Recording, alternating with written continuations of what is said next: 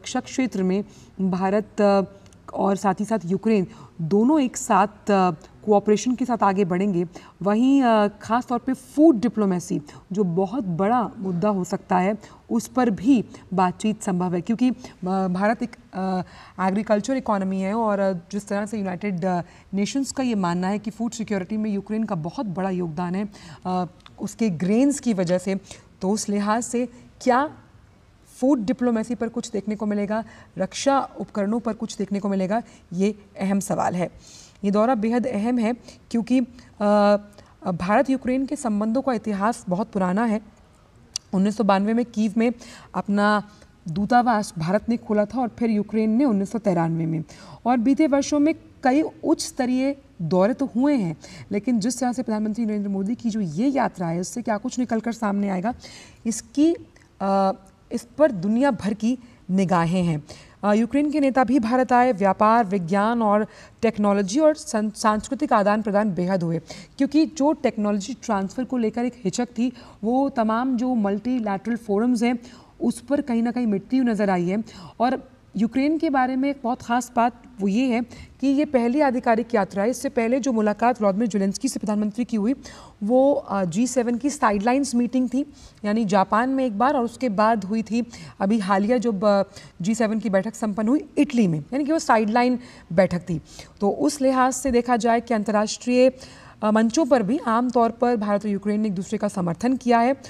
और यूक्रेन से जुड़े संघर्षों, विशेष रूप से रूस यूक्रेन तनाव के मामले में भारत ने घनिष्ठ संबंधों के कारण एक तटस्थ रुख हमेशा से अपना कर रखा। तो भारत और यूक्रेन ने रक्षा क्षेत्रों में भी सहयोग दिया, क्योंकि यूक्रेन ने भारत को कई सैन्य उपकरण है उसकी सप्लाई की है, और ख़ास तौर पर भारतीय सैन्य विमान और जो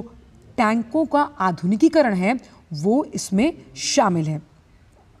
इस लिहाज से भारत के कई जो छात्र हैं बड़ी संख्या में वो पढ़ाई के लिए यूक्रेन जाते हैं। ख़ास तौर पर जिस तरह से मेडिकल की पढ़ाई करने के लिए यूक्रेन एक लोकप्रिय जगह है जहाँ पर भारतीय छात्र जो हैं वो यूक्रेन में पढ़ते हैं। तो उस लिहाज से देखा जाए तो दोनों देशों के संबंधों को महत्व देने के लिए और ख़ास तौर पर क्या एक अलग लीडरशिप के लिहाज से जब दोनों नेता मिलेंगे तो कूटनीतिक, रणनीतिक और स्ट्रेटेजिक रूप से किस तरह का वक्तव्य साझा तौर पर सामने आता है ये देखना होगा, क्योंकि लगातार ये बात सामने है कि प्रधानमंत्री कई फोरम्स पर कह चुके हैं कि आज का जो सिनेरियो है, जो दृष्टिकोण है या जो परिदृश्य है वो युद्ध का नहीं बुद्ध का है, और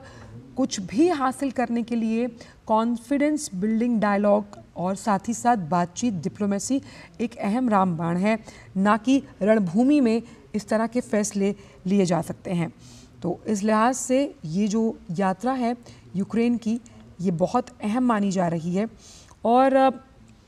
प्रधानमंत्री ने जून में इटली के अपुलिया शहर में जो G7 शिखर सम्मेलन हुआ था जिसका जिक्र मैं अभी आपसे कर रही थी, इससे इतर यानी कि इसकी साइडलाइंस पर व्लादिमीर ज़ेलेंस्की से बात की थी, और उस वक्त भी प्रधानमंत्री ने यूक्रेनी राष्ट्रपति को बताया था कि कैसे भारत यूक्रेन संघर्ष के शांतिपूर्ण समाधान का समर्थन करने के लिए जो तमाम साधन हैं